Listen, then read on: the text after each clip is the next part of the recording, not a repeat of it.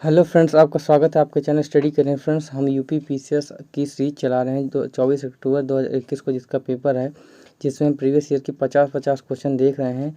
इसके 100 क्वेश्चन हो गए हैं। आज 101 नंबर ही है। यूपी पीसीएस 2017 का मेंस का पेपर है। कल से हम 2018 का पेपर चालू करेंगे, या इसका एक और मेंस का पेपर या तो उसको कराऊंगा। चलिए देर न करते हुए स्टार्ट करते हैं। तो 101 क्वेश्चन है कि उत्तर प्रदेश की संस्कृति का एक ऐतिहासिक पूर्व काल इसमें निम्नलिखित कौन सम्मिलित नहीं है। तो फ्रेंड, इसमें बुद्ध भी थे, नवाब भी थे, महाराज भी थे, पर राम भगवान नहीं थे।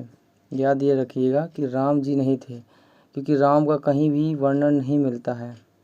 ये लिखा भी है कि चूँकि रामायण को ऐतिहासिक साक्ष्य नहीं माना जाता, साथ ही राम के बारे में जानकारी अन्य किसी ग्रंथ से न होने का राम को ऐतिहासिक पूर्व काल में नहीं रखा जा सकता।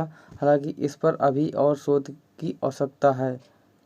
ये फ्रेंड्स, ये आपको अगर चाहिए इस तक ये वाला क्वेश्चन आपको परीक्षा वाणी की जो परिवहन वाले चैप्टर खोल के देखेंगे, उसमें आपको इसका मिलेगा answer. Agra Lucknow express highway की लंबाई कितनी है? 300 किलोमीटर। उसमें 302 किलोमीटर है। ये आगरा से लखनऊ तक जाता है। फ्रेंड्स, ये बताना चाहता हूँ, अगर आपको इसका चाहिए तो आप परीक्षा वाणी की यूपी की बुक आती है, आप उससे पढ़ लीजिए, उससे हो जाएगा। उत्तर प्रदेश में कोयले का भंडार से कहाँ है? तो सिंगरौली में। कहाँ है? सिंगरौली में। अगला क्वेश्चन देखते हैं। 104 क्वेश्चन है। फ्रेंड, आपको बार बार कह रहा हूँ जनगणना अच्छे रट के जाना, क्योंकि जनगणना से 8-10 क्वेश्चन आएंगे ही आएंगे। 2011 की जनगणना के अनुसार उत्तर प्रदेश में पुरुष और महिला का अनुपात क्या था? तो 912। 1000 में कितना? 912। और यूपी का 912 था। और सेंट्रल का केंद्र का था 943। तो और उत्तर प्रदेश का राज्य में कौन सा स्थान है? 26वां। ये भी याद रखिएगा, यही पूछा गया। राष्ट्रीय ग्रामीण स्वास्थ्य मिशन के अंतर्गत ग्राम स्तर की स्वास्थ्य कार्यकर्ता कौन थी? आशा बहु क्या ये राष्ट्रीय ग्रामीण स्वास्थ्य मिशन कब प्रारंभ हुआ था? 12 अप्रैल 2005। ये भी पूछ सकता है और पूछ चुका है, पूछेगा भी। ठीक है। इसका एक्रेडिटेड सोशल हेल्थ एक्टिविस्ट की नियुक्ति का प्रावधान है, जिनकी आयु 25 से 45। ये आपको मतलब नहीं, बस आशा बस याद रखिए, हो जाएगा। पश्चिमी उत्तर प्रदेश में निम्नलिखित में से कौन सा एक ऐसा समुदाय है जिसमें खाप पंचायत व्यवस्था का एक परंपरागत सामाजिक संगठन के रूप में पाई जाती है? तो ये कौन सी? जाट। फ्रेंड्स, ये जाट है। इसका आंसर, क्वेश्चन का आंसर ना मुझे किसी बुक में मिला ना कहीं मिला, फिर भी आप इसको रट लीजिए, क्योंकि ये क्वेश्चन इस तक ये अद्भुत क्वेश्चन है, ये जो कभी भी रिपीट हो सकते हैं। निम्नलिखित में से किस समिति ने त्रिस्तरीय पंचायत पर? तो बलवंत राय मेहता। कौन था? ये तो बहुत सिंपल सा क्वेश्चन है। और 2 स्तरीय किसने दी? अशोक मेहता ने दिया था।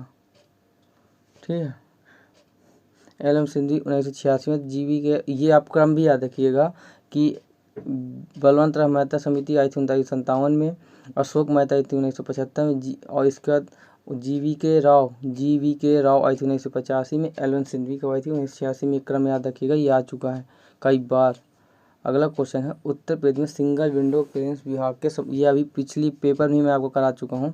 निम्नलिखित पर विचार कीजिए और नीचे दिए कोड में से औद्योगिक सेवाएं थी, औद्योगिक स्वीकृति थी, औद्योगिक अनुमोदन भी है, पर औद्योगिक ठोस अपशिष्ट मैनेजमेंट नहीं है इसका आंसर। तो इसका आंसर क्या हो जाएगा? C number. Diesel limited workers Varanasi अब बनाता है प्रदान कौन सा? डीजल और बिजली दोनों इसका आंसर हो जाएगा। ये भी याद रखिए कि डीजल लोकोमोटिव वर्कर्स कहाँ स्थित है? तो वाराणसी में। ये भी पूछा जा चुका है, इतना ही पूछ चुका। ये पंडित, ये देखिए फिर आ गया ना, पंडित दीनदयाल हस्तकला संकुल व्यापार, हस्तकला संकुल और व्यापार सुविधा, इन दोनों को याद रखिएगा कि ये दोनों अभी यूपी पीसीएस आरओ 2020 में हुआ था, तो इतना ही पूछ लिया था। व्यापार सुविधा केंद्र कहाँ स्थित है? तो कहाँ स्थित है? वाराणसी में। उत्तर प्रदेश वित्तीय निगम के संदर्भ में निम्नलिखित में से कौन सा कथन सत्य है? यह लघु तथा मध्यम स्तरीय उद्योग को वित्तीय सहायता प्रदान करता है। यह लघु तथा मध्यम क्षेत्र की सेवाओं इकाइयों को वित्तीय सहायता प्रदान करता है। इसका आंसर पहला है। ठीक है। इसका आंसर क्या होगा? 1। उत्तर प्रदेश राज्य वित्तीय निगम की स्थापना राज्य वित्तीय निगम एक्ट वर्ष 1954 में हुई थी। अगला क्वेश्चन देखते हैं। विश्व प्रसिद्ध 22 अप्रैल को विश्व नगर दिवस क्या मनाया जाता है? और विश्व, देखिए जल दिवस मैंने आपको बताया था कब मनाया जाता है, तो 22 मार्च कब मनाया जाता है? 22 मार्च को। विश्व जनसंख्या दिवस कब मनाया जाता है? तो 11 जुलाई को। विश्व नगर दिवस कब मनाया जाता है? 31 अक्टूबर को। कब मनाया जाता है? 31 अक्टूबर को। अगला क्वेश्चन देखते हैं। निम्नलिखित कथनों का परीक्षण कीजिए तथा नीचे दिए गए कोर्स से सही उत्तर चुनिए।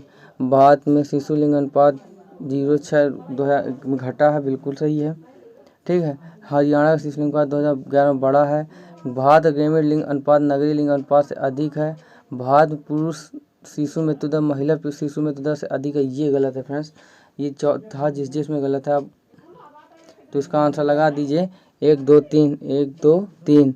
ठीक है, इसमें देखिए पढ़ भी लीजिए। 2029 आंकड़ों के अनुसार भारत में शिशु लिंग अनुपात 2011 में 927 से घट के 919 हो गया है, जो 1961 के बाद से न्यूनतम है। हरियाणा का शिशु लिंग अनुपात 819 से बढ़ के 834 हो गया है, ये भी सही है। अभी मैंने आपको बताया था कि भारत का लिंग अनुपात 943 है। ठीक है, और ग्रामीण का लिंग अनुपात 949 है। उत्तर प्रदेश में के निम्नलिखित में किस जनपद में अगरिया जनजाति मेन अगरिया वहाँ पाई जाती है? एमपी में, पर इसका मेन अगर ये लोहासुर को अपना देवता मानती हैं, ये भी याद रखिएगा। किस्सा राधा कन्हैया का लेखक कौन है? तो नवाब वाजिद अली शाह है। कौन है? नवाब वाजिद अली शाह है। वुमेन पावर लाइन 1890 योजना कब लागू हुई थी? ये बहुत पुराना क्वेश्चन है फ्रेंड, किसको याद होगा? 15/11/2012 को, 15/11/2011 को। ये बहुत पुराना क्वेश्चन है। अगला क्वेश्चन देखते हैं। निम्नलिखित में से सूची 1 को सूची 2 से सम्मिलित कीजिए तथा नीचे दिए गए कूट के सही उत्तर चुनिए। इसमें बताना खासी कहाँ से है? तो ये मेघालय से। टोंडा कहाँ की फ्रेंड? तमिलनाडु की। गद्दीस कौन सी है? हिमाचल प्रदेश की। और नागा कहाँ की है? मणिपुर की। ठीक है। निम्नलिखित में से तो इसका आंसर क्या हो जाएगा? D number. निम्नलिखित में से किसका प्रयोजन सिद्धांत से संबंधित है? तो किसका है ये प्रयोजन? जो मतलब मिग्रेशन, जो आवाजाही करते हैं, इसका सिद्धांत किसने दिया था? ली ने। जो एक स्थान से दूसरे जानते हैं उसे मिग्रेशन कहते हैं फ्रेंड्स। प्रयोजन सिद्धांत ली ने दिया। ली निवास के स्थायी अथवा अर्ध स्थायी परिवर्तन के रूप में माना जाता है। इसमें किसी से संबंधित कोई प्रतिबंध नहीं है और स्वेच्छा से और एवं अनिच्छा से हो सकता है। साथ ही यह पाई और आंतरिक स्वरूप के लिए हो सकता है। ये भी अपने आप में बहुत टफ क्वेश्चन था अगर कहूँ। अब ये भी पूछा है, भारत में जनसंख्या ग्रामीण से शहर प्रव्रजन मतलब मिग्रेशन सर्वाधिक है। ग्रामीण से ग्रामीण प्रव्रजन मुख्यतः महिलाएं प्रव्रजन करती हैं। ये भी सही है। इसका आंसर भी है, क्योंकि देखिए मैं आपको बताता हूँ, भारत में जनसंख्या ग्रामीण से शहरी प्रव्रजन बिल्कुल सत्य बात है। आदमी आज की डेट में कमाने के लिए गांव से निकल के शहर की ओर भाग रहा है, पर औरतों में क्या हो रहा है कि वो अधिकतर गांव में रहती हैं, उनकी शादियां भी अधिकतर गांव में ही होती हैं। इस वजह से ग्रामीण में ही हो रहा है। ठीक है, ये देखिए ग्रामीण से ग्रामीण प्रवास धाराओं में स्त्रियों की संख्या सर्वाधिक है, जबकि इसके भी आर्थिक कारणों की वजह से अंतर्राज्यीय प्रवास ग्राम से नगरों में पुरुष की संख्या सर्वाधिक है। मैंने आपको कहा था ना, मिग्रेशन के ऊपर क्वेश्चन पूरे आवाजाही की। ये फ्रेंड कुछ आप जब भी पेपर देंगे ना फ्रेंड, तो आपको कभी भी पेपर पूरा बुक से नहीं मिलता। कब वो 8 से 10 क्वेश्चन आपके माइंड को चेक करने वाले होंगे, जो आपको वहीं समझ के करना होता है। भारत के उत्तर पूर्वी राज्यों में अनुसूचित जाति की जनसंख्या बहुत कम है। भारत में उत्तरी पूर्व राज्यों में कृषि की अंतर्गत भूमि का प्रतिशत बहुत कम। बिल्कुल सही है, भी अनुसूचित जाति वहाँ बहुत कम है फ्रेंड। और अरुणाचल नागालैंड में तो है ही नहीं है। और सबसे ज़्यादा अनुसूचित जनजाति वहाँ पाई जाती है। देखिए मैंने कहा अरुणाचल प्रदेश और नागालैंड में अनुसूचित जाति की संख्या ही नहीं है। अगला क्वेश्चन देखते हैं। निम्नलिखित राज्यों में से किसमें 2011 में जनसंख्या में ऋणात्मक वृद्धि अंकित की गई थी? तो किसमें? नागालैंड में। ये भी सही है। पर्यावरण के परीक्षण और संरक्षण हेतु पर्यावरण संरक्षण अधिनियम, ये फ्रेंड पता है इसका पारित होने का मुख्य कारण था 3 दिसंबर 1984 को भोपाल दुर्घटना हुई थी। उसके बाद इसको बनाया गया था पर्यावरण संरक्षण अधिनियम। पर्यावरण का संरक्षण, इसे छाता अधिनियम भी कहा जाता है, ये भी याद रखिएगा। ये भी बहुत बार पूछा गया। इस छाता अधिनियम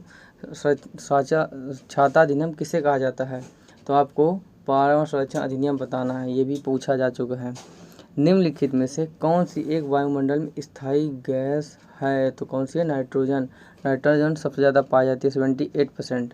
ग्रीन वाश इंगित करता है कहाँ से? झूम कृषि पर्यावरण संरक्षण का झूठा वादा करना ग्रीन वाश इंगित करता है, ये भी याद रखिएगा।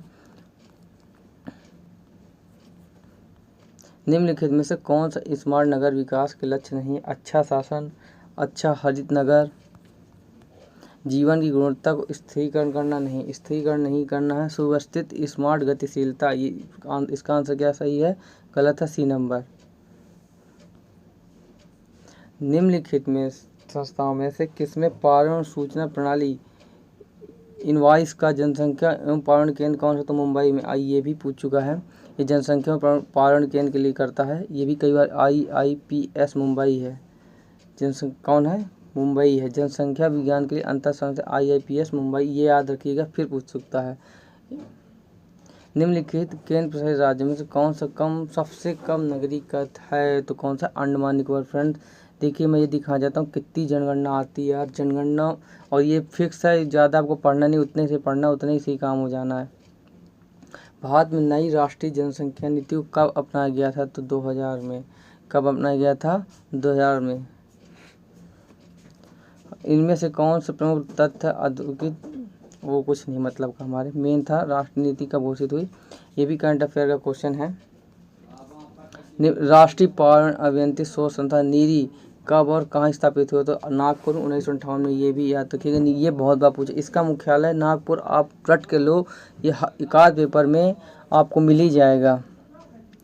आर्मलैंड शब्द का क्या अर्थ है? नगर का प्रतिवेशी आसपास का क्षेत्र, मतलब आर्मलैंड का नगर का जो आसपास का क्षेत्र होता है उसे आर्मलैंड कहा जाता है। और आर्मलैंड शब्द का अर्थ नगर का प्रतिवेशी आसपास का क्षेत्र होता है। हिंटरलैंड भी, इसे हिंटरलैंड भी कहा जाता है, ये भी आ सकता है। कभी ना कभी मूड सटक गया उसका आयोग का, तो आर्मलैंड की जगह हिंटरलैंड भी दे सकता है।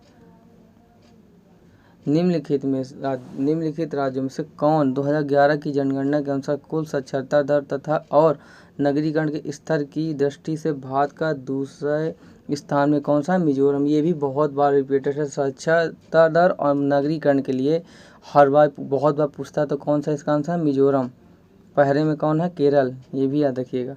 देखिए फिर कितनी जनगणना है। निम्नलिखित राज्यों में से किसमें नगरीकरण का स्तर प्रतिशत नगरीय जनसंख्या 2011 के अनुसार निम्नतम है? किसमें? बिहार में। सॉरी फ्रेंड, किसमें है? बिहार में। 23, ये भी करंट अफेयर क्वेश्चन है।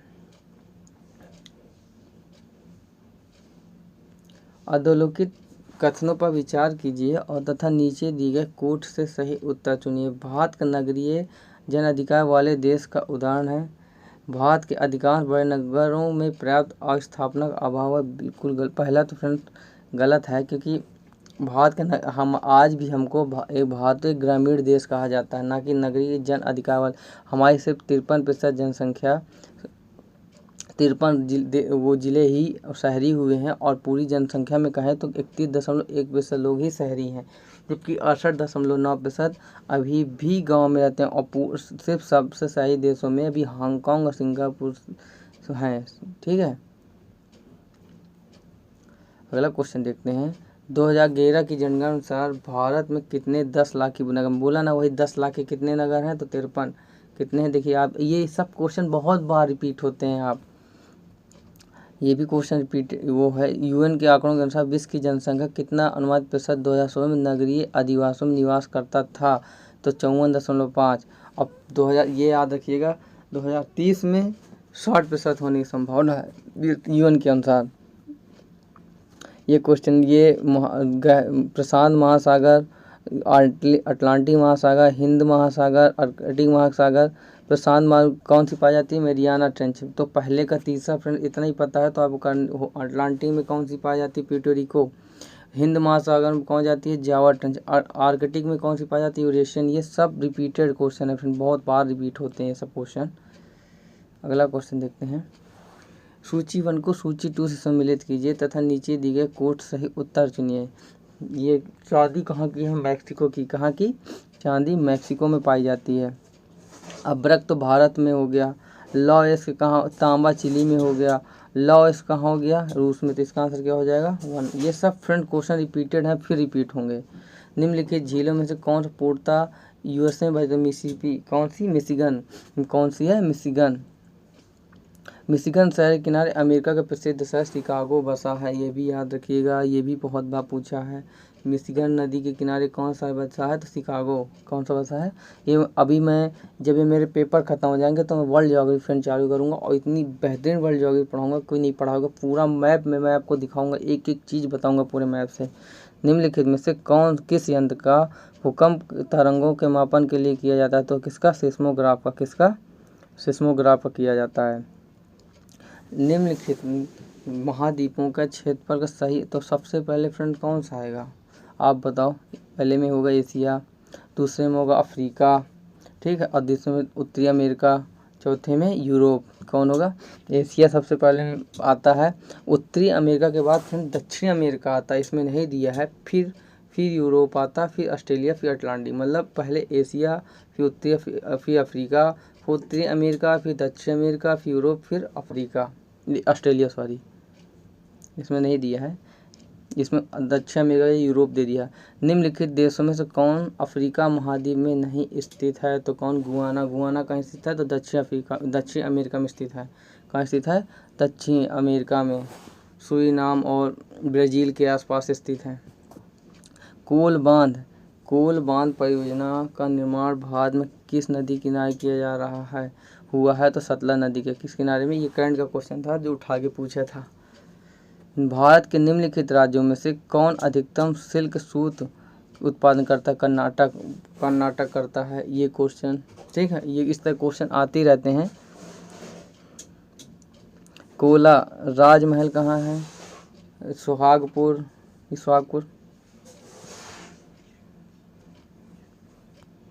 विश्रामपुर, देखिए रानीगंज है झारखंड में, ठीक है, सॉरी रानीगंज है पश्चिम बंगाल में, विश्रामपुर है छत्तीसगढ़ में, और सुहागपुर है एमपी में, और राजमहल है झारखंड में, ठीक है। फिर धोखे में निकल गया रानीगंज ये, पर फिर भी कहूँगा ये काफ़ी अगर आप प्रीवियस क्वेश्चन देखेंगे तो बहुत बार क्या होता है फ्रेंड, पता सब रहता है ना, पर मुंह से वो निकलना कुछ होता, निकल कुछ जाता है मुंह से। इसका मतलब ये आप नहीं समझ लें कि सर गलत बता रहे हैं, सर को नहीं पता, वो निकल गलत जाता है मुंह से, ठीक है। निम्नलिखित में से 2015-16 के भारत के बृहत्तम चीनी उत्पादन वाले राज्यों में के सही अवरोही क्रम को प्रदर्शित करता है, तो पहले में तो महाराष्ट्र, फिर यूपी, और इतना ही पता है, फिर इसके बाद कर्नाटक, फिर तमिलनाडु। ये भी करंट अफेयर क्वेश्चन है। प्रतिवर्ष पंजीयन सर्वेक्षण SRS 2000 भारत की कुल प्रजनन TFR निवास करती थी कितनी, तो 2.3, और लक्ष्य कितना है 2.1 का फ्रंट करने का कितना लक्ष्य है 2016 के अनुसार 2.3, और होप का लक्ष्य क्या है 2.1 करना। पी सेनगुप्ता और जी सदाशिव ने भारत को कितने लघु कृषि प्रदेश में बांटा था, तो आपको पता होना चाहिए 60।